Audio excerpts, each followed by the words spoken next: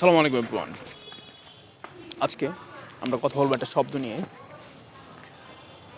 পথশিশু।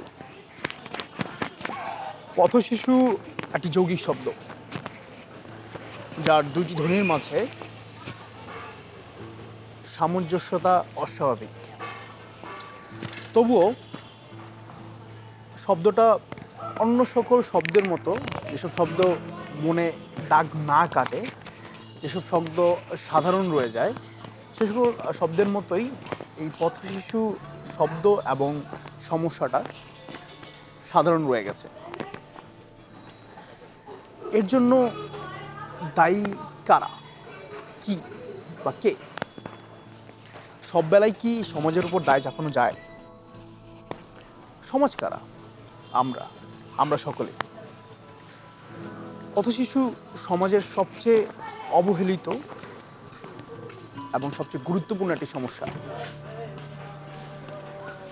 এই সমস্যার শুরু কোথায়, শেষ কোথায়, উৎপত্তি কোথায়, বিনাশ কোথায়, এ সকল কিছু নিয়েই আসছে আমাদের নেক্সট এপিসোড।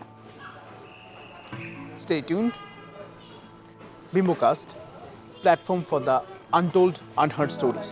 আমার নাম রাব্বি, পিছনে আমাদের ইনোস ভাই, আমাদের জাকি ভাই, হ্যাঁ মসজিদ ভাই, আয়ো আয়ো দেখাও, ওরে ঘুরে দেখাও একটু।